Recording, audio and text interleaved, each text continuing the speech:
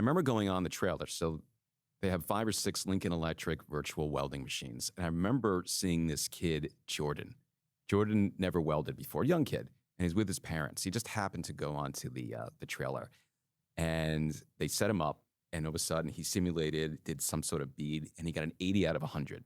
All of a sudden he lit up.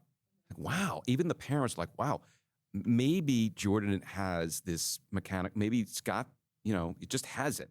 And he's also competitive, so now he's going to want to get a better score than